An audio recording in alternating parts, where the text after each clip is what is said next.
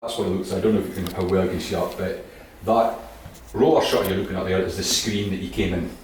Okay, so that's the, you might say, the front of the building in East Blackhall Street. At that same time, and just during the lockdown, we won Shed of the Year 2020. So we'd been in a position where we'd been through the community asset transfer process, been offered the shed. I sometimes say to people that, you know, apart from all the material and money that's went into this building, the best bit that we've achieved is getting a 25-year lease at £1 a year. So we've basically got no rent, you know, for most of our lives probably kind of thing going forward. So there was a comment when we first went for community asset transfer that a lot of the membership weren't interested in 25 years' time. There was very few felt they were going to be around, kind of thing. So I think we convinced them for future generations. So this is this, you can see it's starting to be taken down. The cladding was full of galbestos, so we had to get that properly removed. The way this has worked is we were very fortunate to get Regeneration Capital Fund grant from Scottish Government. That money goes to the local authority. We sign a contract with a contractor to do the work, and we draw down the money from the council. Was how it works. So all in total, it was 794,000, 20% of which is VAT. Goes straight to the VAT man because it's refurbishment. So a lot of money. You know, we were just commenting, had policy been different, you know, another shed could have benefited from that amount of money to take on their project as well. It seems a waste, you know, given that probably most of us as sheds are probably looking at existing buildings rather than new build. Not all, but I appreciate some will get that. But it just seems like a policy change that could happen. That was us, a bit of the group. Take the picture. You can kind of see this was completely stripped back. You know, so it was we only kept the skeleton. That's the boxes you were in. Stripped back, no roof. On a nice day, I'm even checking that is beautiful. I may well have photoshopped that one. Well, that was summer. It was summer, I know. And I guess our interest in this shed is the context. That street that you came on East Blackhall Street was one of the original streets of Greenock that connected the docks to the warehouses and stuff. This area was heavily bombed during the Blitz. There was a Roman Catholic church just to the left, the car park of the fire station here. It was completely caved in. There was townhouses originally on this site. So the building itself is kind of post-war, and I think you can all recognise, particularly the roof form, it's a kind of fragment of something that's been lost. Basically, it's one of the last remnants of industrial heritage in Inverclyde and Greenock, particularly in the kind of boom after the war, as it were. So we had an interest in kind of retaining that, you know, and keeping that bit of it. It's probably made a more expensive project than just flattening this, rebuilding it, but we like to think we've kept a bit of history here, which is what we're interested in. And it's just some views. So you probably all noticed the mezzanines. This is a picture. You can't get up in the mezzanines. I've been up in the mezzanines. This is a picture from one of the mezzanines. The interesting thing was mezzanines were done just when building control was introduced to Scotland. But they didn't bother applying for building warrants. So the reason we can't use them quite at the moment, we've refurbished them, we've made them safe, we've alarmed them, we've powered them, but there's issues about escape when you go up one story, in terms of two means of escape, etc. One of the changes we had to do here, and we'll show in the tour, is introduce a second fire escape to this building. So a relatively small change that makes it, we are going to look at how we can get use of those steel mezzanines, and also you can guess above here is one massive mezzanine. So we can't store stuff, and the thinking is that if we got particularly nice timber, for instance, and we wanted to dry it off for a year, we could be storing it above our heads here, out the way of everyone, kind of thing. So we've kind of built a lot of storage into this as well. We're always laughing, we've not told the wider membership about the storage, because as you all know, you wouldn't have storage for very long if they knew it was there. It would be absolute bric-a-brac storage. So we're in here now, this is the room we're in. This was during the opening, so we had a great turnout. We invited, it wasn't just members for the turnout, we invited, obviously, you invite 4 councillors and 7 turn up for the opening, as is typical. Must have heard it was free coffee. Well, exactly, and cake. And the photo op. And the photo op, exactly. But what was wonderful, actually, we had a lot of support from people we've worked with over the years, particularly other third sector organisations, gardens, mental health groups, etc. So we had a lot of people wanted to come along to support us, wanted to come along to see it, and I thought it just really showed the kind of power that a shed has in its community. And we're talking to Tim about this, that the sheds in many ways actually become the kind of hubs of the wheel. They're the can-do folk. We're the guys that can make things and do stuff kind of thing and help others. Just more pictures of the opening so you can see it was well attended. And firemen. Yeah, well 10 firemen helped out as well, right enough. That's our new neighbours, so all prospective shed members obviously going ahead as well. So. And as you saw, not only is the historical context good, Screwfix and Tool Station's just across the road. So.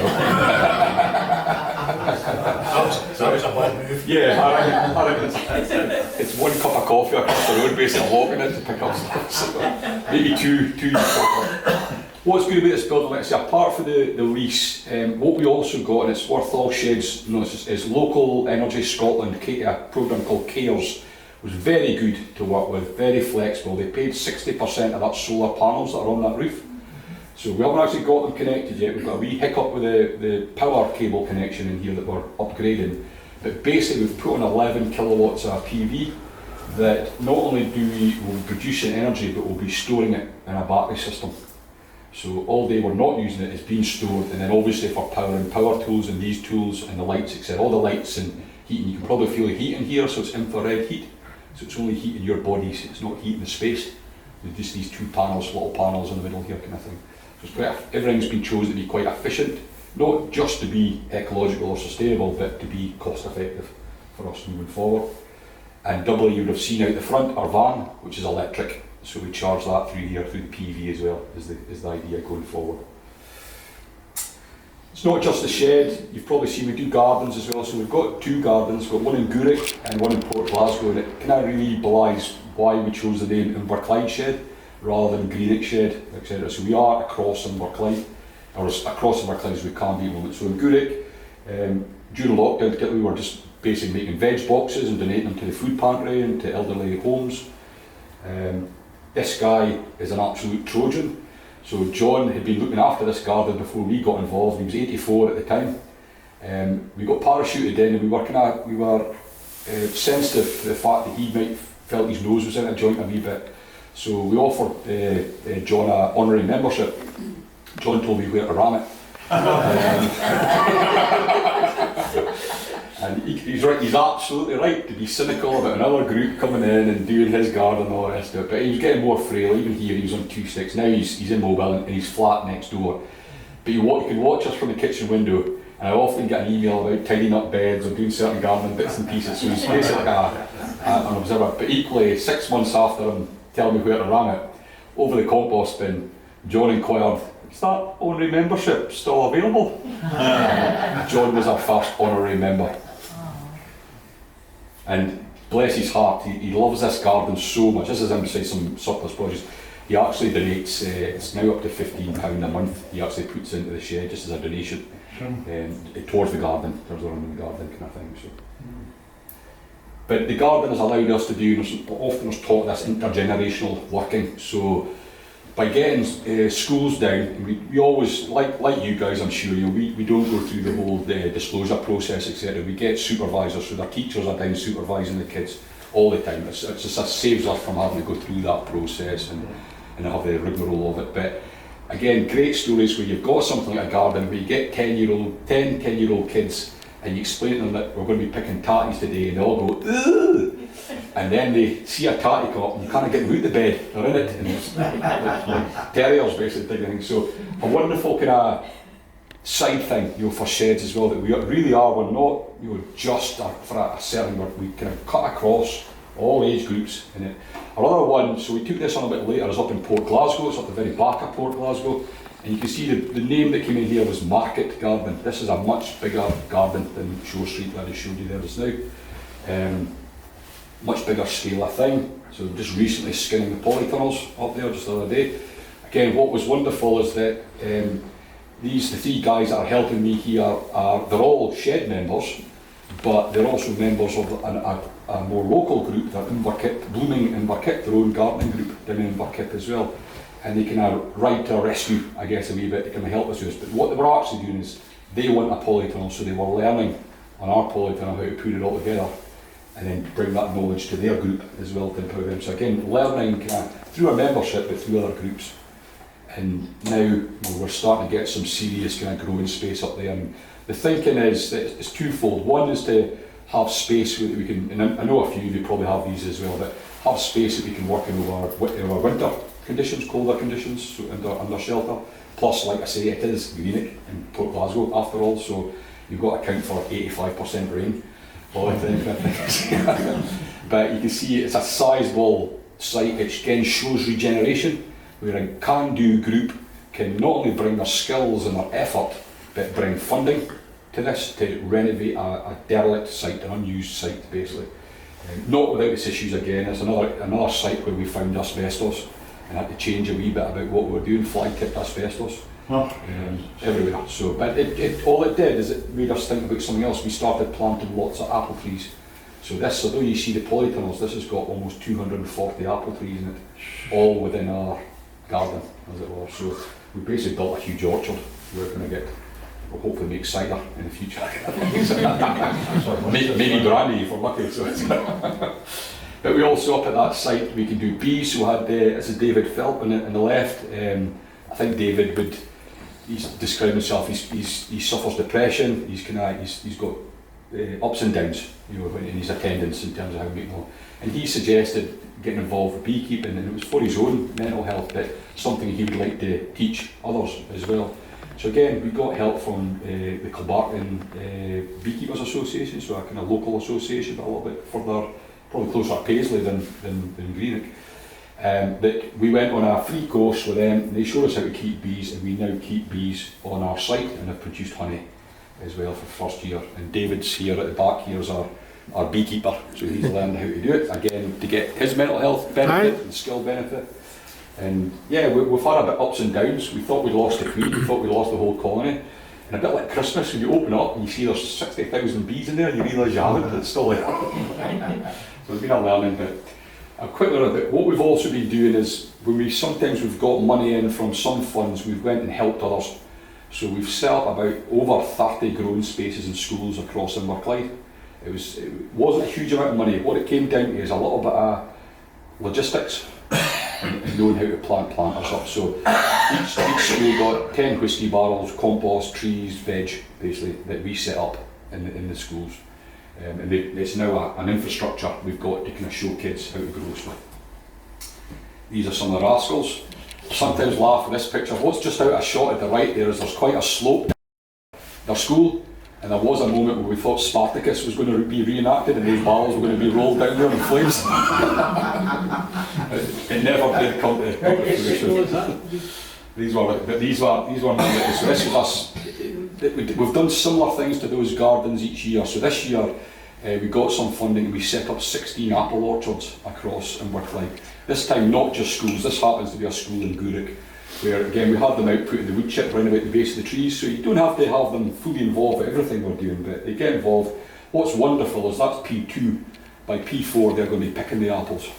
You know, so there's a real lesson in them, and we were saying, I think it's a good axiom for sheds generally, that we plant the trees that we might not benefit from. Yeah, and that's what we should be being about, is kind of passing that on. People, I'm going to go through this very quickly, but there's a few heroes I think we need to there's a few in the room I think we've all benefited from this particular guru, Barry Baker, ex-trustee. He moved recently, a year or so ago, to East Kilbride. Is an honorary member, but I remember the first day Barry came into Captain Street. He walked in and he had a limp and he had a walking stick. And what we didn't know then was he had a kind of progressive disability that was going to put him in a wheelchair, apparently. What I noticed though was that the handle of his walking stick was a duck's head and was beautifully carved, and he carved it. And what he'd said is the hardest thing for him was coming through the threshold of the shed. It was walking over the step. He felt that clubs are not for me. I'm not really a club. I'm a loner kind of guy. I know what I'm doing. And he was on a top floor flat in Greenock. He since became basically the guru of wood carving and pen making, which is pretty much all the shed does these days. So it's a bit like a virus. It's just but you know, a lot of folk have found real joy in making those things. It's quite. I think I've not made one, but I think the guys who made it feel there's like quite a degree of accomplishment in having made something that's quite beautiful and quite finished. Yeah, quite a common piece. People seem to get drawn to them for some reason. Definitely. I wondered that pens seem to be quite old hat. What do you thinks, yeah, we thought was brilliant, but it's not quite us. And so the next stop was the Gorbals. So quite opposite sides of the spectrum, you might say. And it's salt there, excellent guys, but it's not quite us. We're somewhere in the middle. And this for me sums up Eddie, that often when we go elsewhere, people think we're all ex-shipyard workers. Eddie is an ex-shipyard worker, a welder to trade. So what's been fascinating with Eddie came to us through Your Voice. So he's I don't think he's not open about it, but he was facing alcohol problems, lifestyle problems, and mental health issues. And he came to us, and he's the fastest to spread that what a change it's made to his life. Just giving him a degree of structure. It's ended up, because he's contributed to what we do, he's got his own wee welding corner up at Captain Street that will be taken down here, that hopefully he can show other people. But one of the things I find most fascinating with Eddie, he's engaged with the Beacon Arts Centre, is an arts centre that we sometimes collaborate with. We don't get the funding directly, but they get artists to work with us. And I think Paisley's maybe done something similar to this, a kind of art kind of work thing. So the portrait sitting behind Eddie there, which is far more handsome than the real thing. Photoshopped. It's photoshopped. Taking 10 years off him, I would say. But it was one of the outputs for this collaboration. But more important and amazing thing is Eddie's got this whole, from childhood onwards, history of living in this area and knowing those spaces, and he's given a lot of verbal testament that's been recorded that we've used for, we will be using for extra projects. So we're working with the Heritage Group in Inverclyde that we're going to do a wee walking trail round about East India Dock, just outside and across the road here, where you can basically log on and listen to what Eddie's stories, and his stories are, as a child playing in what are now infill dry docks kind of thing. So just an interesting kind of cut to it. Dougie Brown was a turner, I believe, in his previous life, and here he was during lockdown learning about CNC technology with a wee CNC router. Here's Dougie again. He'll feature in a lot of these photographs with Liz. Liz is the inheritor of Barry Baker's guru status. But again, a great project here. The association, Mention Association, came to us with a person in, was it Tennessee? Or Louisiana? One of those. They had a bit of Scottish ancestry and wanted to make a spurtle. Wanted to make a proper Scottish spurtle. So, and they did it, this was after lockdown, but it had a kind of lockdown feel to it, because there was a degree of kind of Zoom talking obviously about this project. But what an amazing collaboration, not just with kind of sheds close to us, but across the pond as well, kind of thing, So, and again, something where we kind of shared experience of making that. And I always say to folk, it's not the thing isn't important, it's what's happening between Liz and Dougie there. They're collaborating and they're sharing experience, that's what it's actually about. And that might be sometimes ups and downs. That's me putting up with his bad joke. Yes, Dougie. Very good. There he is again, showing someone else how to do it, He's in the heart this time. But again, Dougie's, I think, and me and Peter were talking about this morning, Dougie's one of these people that just wants to kind of help. He wants to help folk, he always wants to give them help. So, very useful to have in your shed. Recent cohort, so we, probably like yourselves, we've got a £10 membership, annual membership, which isn't much. But Michael here approached us basically explaining that he was on universal benefit. And at £10 in 1 week is actually quite a lot of money, kind of thing. And we kind of thought we hadn't really done any concessions. Our constitution allows us to give concessions, but we hadn't really done it. And we kind of thought in the balance, this was worth just testing to see if he came out. And he has been pretty regular, I think, coming along. Aye. Right. So, and he's learning a lot. He's involved. He was helping me move stuff the other day. So, and again, he brings a much younger demographic as well. So there's a bit of learning in there. So again, an interesting little case study about how we maybe expand our membership. There's Jim Bennett, again, long-standing member, showing Michael there. Not sure if he's showing him correctly how to use it, but he's showing him how to use it. There's a wheel and Jim's turning it. And then on to new stuff, and you walk past it coming in here. So Mark Campbell's a fairly recent member. Again, somebody that's working, who has helped us kind of develop evening sessions for folk that are working kind of 9 to 5. And Mark's got he's got a variety of skills and experiences from jewellery casting through to 3D printing and modelling. So he, along with others, are helping us kind of develop into that area as well, and a wee bit of open electronics as well. And again, it's just a picture that shows there's a guy that's pretty committed. Through the week helping us set up, these were some test prints that he was doing before we opened up, just to show the politicians what we're doing, kind of thing. And I thought it was kind of interesting what the Provost said at the opening event, that he described the place as principally a meeting place, correct, but also a creative space. So Eduardo had built a full-size skiff, you know, the kind of the rowing skiffs for Royal West, and he volunteered. Remember, he volunteered to help us build. We bought 3 small kits. We thought we were going to be the biggest small boat builder on the Clyde at one point. And unfortunately, we're even later than the ferries building this one. Yeah, topical, I know. No, I must admit, I visited that ferry recently, and it's remarkable how complex it is. It's more complex than you realise. But it was a great starter for Ken to show the building of kits and models, and I think we've got a few members now that have joined that want to do other things as well around models.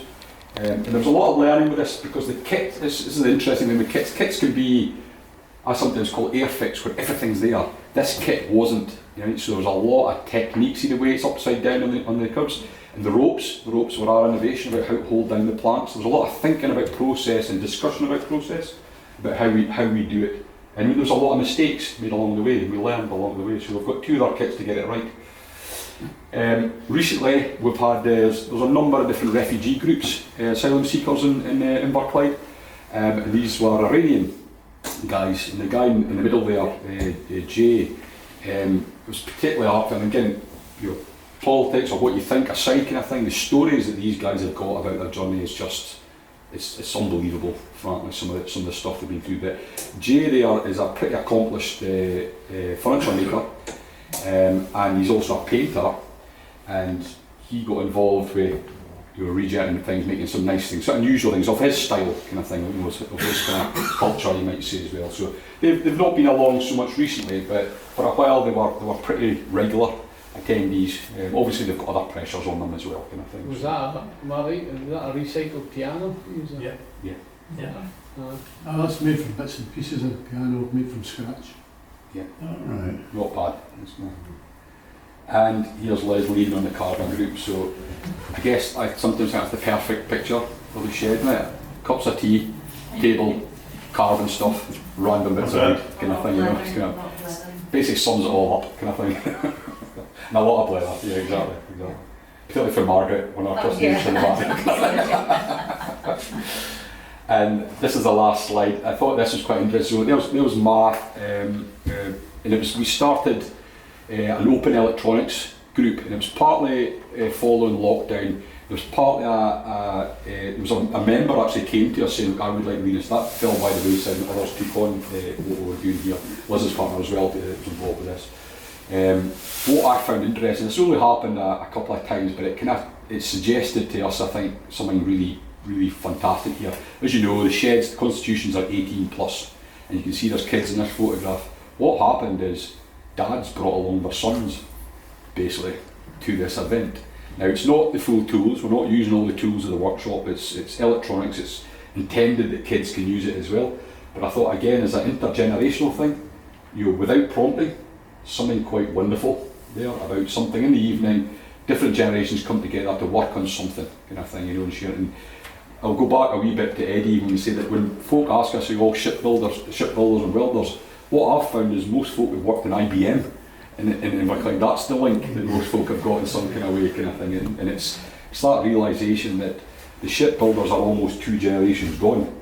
You know, there's been new regenerations happened and failed, frankly, as well. At one stage, actually, if you wanted an engine built, IBM was the place to go rather than to Cades or Scots, because most of them ended up like that. Yeah. So that's kind of the story of how we got to where we are, basically, at the moment. So, is it the dads bring the kids along? So